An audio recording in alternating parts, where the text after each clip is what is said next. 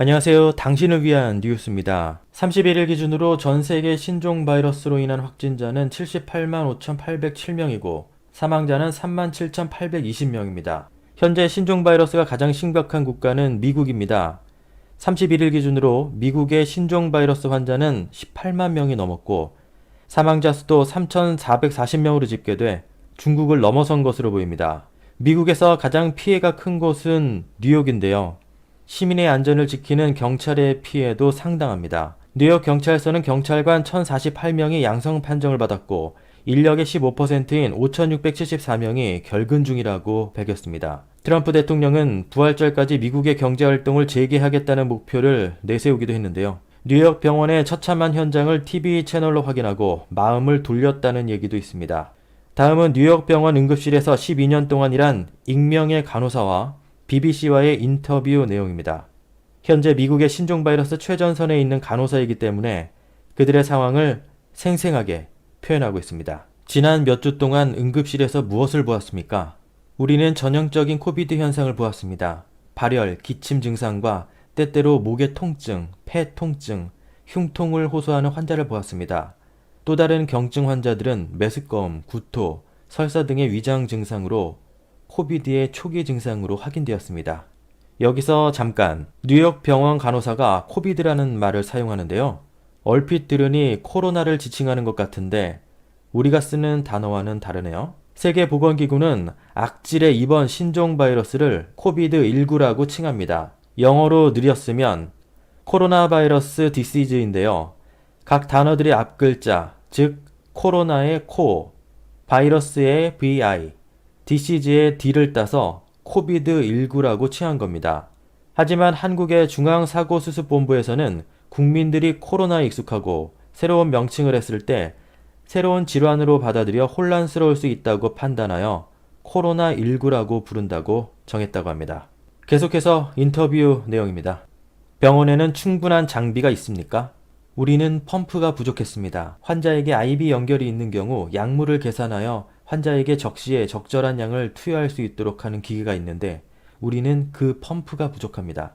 네, IB는 정맥주사라고 하네요. 우리는 N95 마스크 하나를 받고 있는데 5교대 동안 재사용해야 합니다.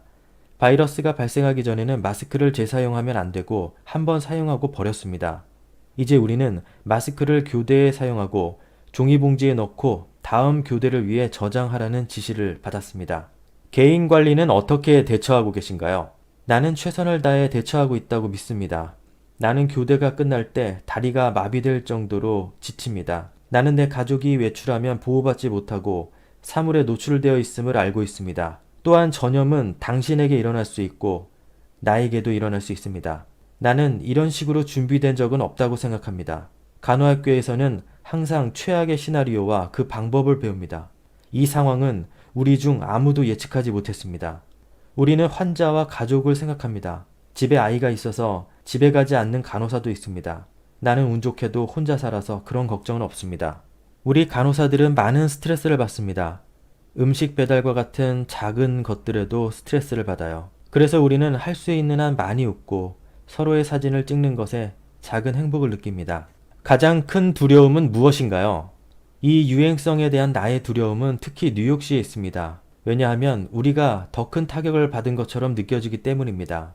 그리고 우리는 먼저 맞았습니다. 그리고 저는 우리가 다른 나라에서 할 일과 그들이 어떻게 대응할 것인지에 대한 표준을 설정하고 있다고 생각합니다. 우리가 최악의 상황을 겪지 않았을까 걱정입니다. 그리고 우리는 이미 필요한 중요 항목이 부족합니다. 그리고 말할 때 우리는 그들을 구하기 위해 영웅적인 조치를 취하지 않을 것이라고 말합니다. 그것이 나의 가장 큰 두려움입니다. 우리는 24시간 동안 근무하도록 의무화될 건가요? 또 무슨 일이 일어날까요? 앞으로 몇 주 안에 당신이 기대하는 것은 무엇인가요? 나는 이 전염병이 적어도 5월이나 6월까지 계속될 것이라고 믿습니다. 특히 뉴욕에서 여름까지 계속될 것이라고 믿습니다. 나와 많은 동료들이 믿는 유일한 방법은 국가 전체의 완전한 폐쇄가 필요하다는 것입니다. 그리고 그것은 진정으로 필요한 직원을 제외한 모든 것이 종료되었음을 의미합니다. 진정으로 필요한 직원은 경찰, 간호사, 의사를 의미합니다. 우리가 진정으로 해결하려고 노력하고 있기 때문에 외출해야 할 유일한 사람들입니다.